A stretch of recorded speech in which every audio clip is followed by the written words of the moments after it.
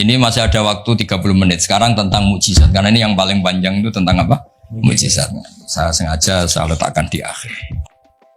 Saya baca takbir orisinilnya dari hadis Rasulullah SAW di Shahihul Bukhari. Saya ulang lagi di kitab Shahihul Bukhari.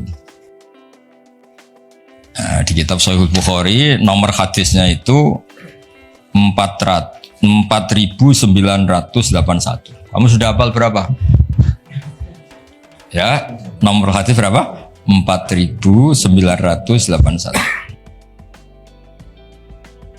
Di antara kebanggaan Rasulullah SAW itu beliau ngendikan, tidak ada nabi kecuali dikasih ayat atau mukjizat yang spektakuler. Kayak Nabi Musa kan bisa kayak simsalabim, mukul belah laut terus kering. Nabi Soleh juga batu besar ngeluarin onta.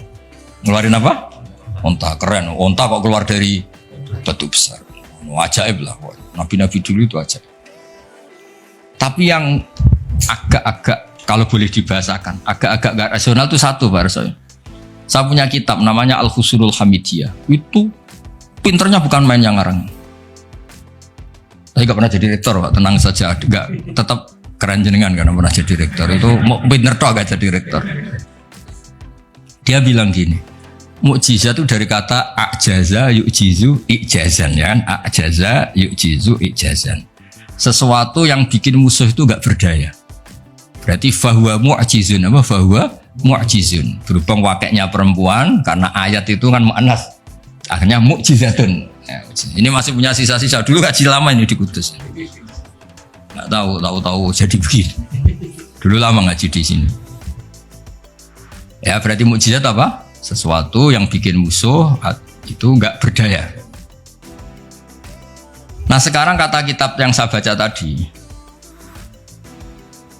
ketika tidak mampu, ya Fir'aun dan kawan-kawan mampu nggak punya tongkat untuk membelah laut? Nggak mampu kan? Umatnya Nabi Soleh mampu nggak ngeluarin onta dari batu besar?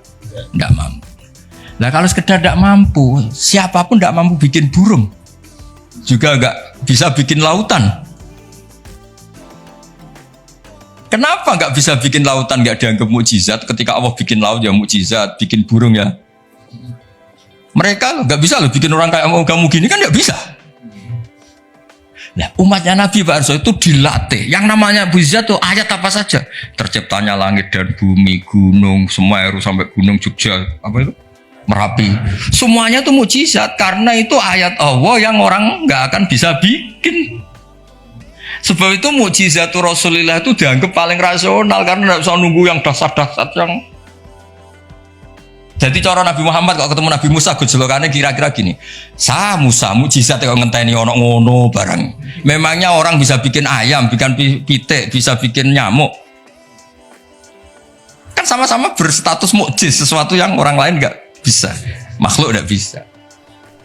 Lah umatnya Nabi itu nggak dilatih yang gitu-gitu, dilatih inna fi khalqis samawati wal ardi waqtilafil laili wa nasabdar wal fulki sampai kabeh la ayati liqaumi yaqilun. Kalau kamu punya akal tuh semua sudah mukjizat. Ngapain sih mukjizat kok nunggu gitu-gitu gitu. Clear ya? Jadi makna mukjizatnya ndak kena untuk umatnya Nabi Musa itu ndak kena. Untuk ngakui lemah saja kok nunggu pertunjukan. Bikin rambut aja kan ya ada bisa. Untuk ngakui Allah dijaya saja kok nunggu pertunjukan. Harusnya keseharian kita juga sudah ada pertunjukan Allah yang menunjukkan kita ini tidak siapa. Makanya di kita disebut wa ma min dabatin fil ardi wala ta'iri yatiru bi janahihi illa umamun amsalukum. Inna fi khalqis samawati wal ardi satrusel ayatil liqaumi yaqilun. Enggak usah wa min ayatihil lailu wan naharu wasyamsu wal qamar. Semuanya itu sudah mukjizat, enggak usah nunggu. Nah, ini saya baca ya. Ngaji ini kondang. Mas, saya baru ini ngaji seterhormat ini didampingi rektor sama sekretaris pembina badan wakaf. Kayaknya nanti kalau Mungkar Nakir ketemu saya, wah ini kayak hebat. Kenapa? Ngaji aja ditunggu rektor terus. Jadi rektor. Tapi tadi pas beliau nunggu saya, Pak Arso makom saya sudah yang kelima tadi. tidak boleh hadir selain Allah. Jadi ya sudah.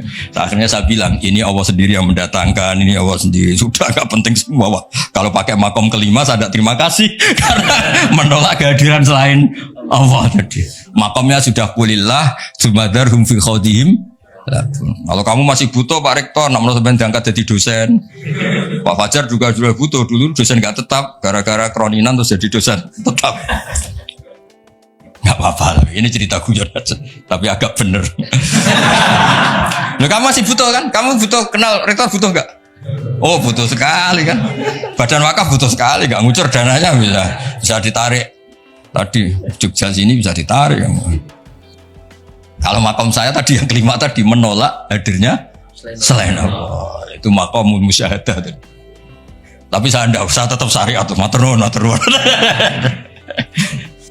Saya baca ya.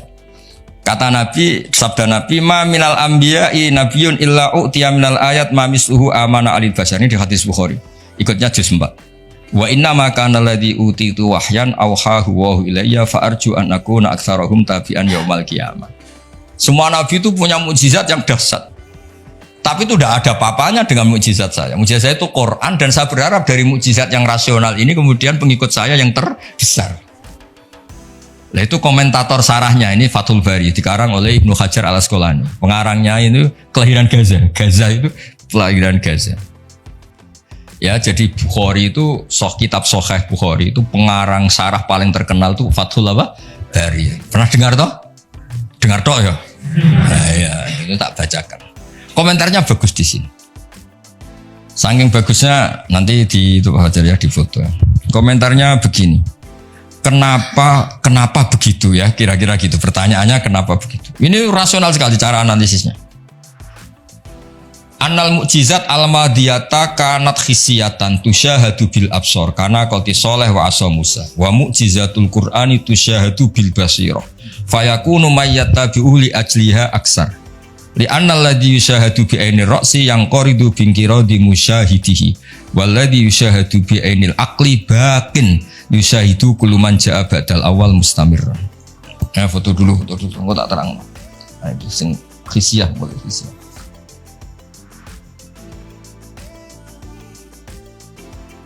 Yang mulai ini annal mukjizat al-madiyah karena khisiyatan. Ya nanti jeda asar terus yang ngopi-ngopi dulu ya kira-kira jeda setengah jam habis itu ngaji apa? Hadis.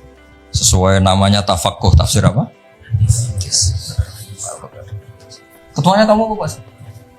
Kamu ketua ya, Pak? Biasa gantungan tangan. Apa? Divisi tak apa? Ini mau kamu Islamkan? Sudah Islam. Rono Sadili.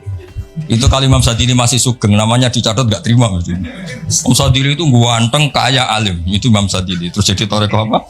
Sadili ya. Yang ganteng, alim, kaya. Bodak dosen gini ndak kaya raya ini. Gak punya atasan. Ini atasannya banyak. Sama Pak Nanang aja kalah. Nanang kalah sama Pak Watu Wahid, Allah itu kalah sama badan wakaf, ribet dunia. Yang benar saya itu langsung kulillah. Udah mentok saya. Udah khatam itu. Begini logikanya, misalnya gini. Nabi Musa itu Nabi top punya mukjizat tongkat. Tongkatnya satu lagi.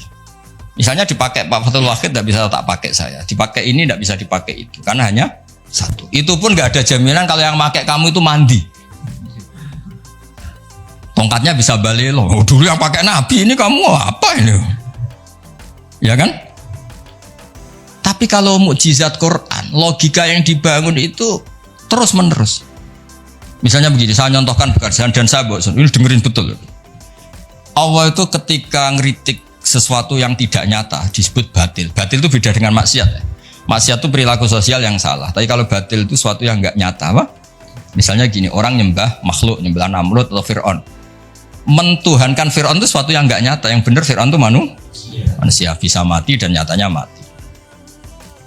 Berhala Lata Uzza itu patung. Patung itu Tuhan apa batu? Batu. Quran bilang gini. Qul ja'al haqqu wa ma yubdi'ul batilu wa ma yu'id. hak itu nyata dan batil itu tidak pernah memulai dirinya. Yubdi'u itu memulai dari kata bada'a.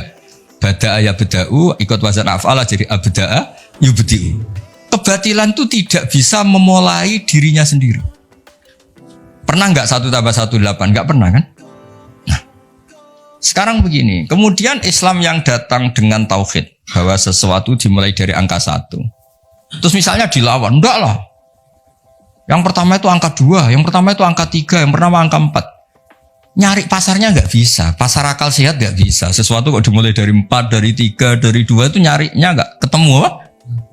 Karena barang batil atau tidak hak itu nggak pernah nyata. Makanya saya pernah ketika diminta Pak Arsoyo tausiah lah. Saya di Badan Wakaf saya pernah cerita Imam Amudi itu guru matematika. Ketika beliau meninggal, murid-muridnya janggal, ini guru saya masuk surga enggak karena guru matematika. Kayak kamu janggal ini Pak Rektor, ini masuk surga enggak karena penggawean itu jedasinan celananan. Tapi ternyata semua itu demi apa? Islam.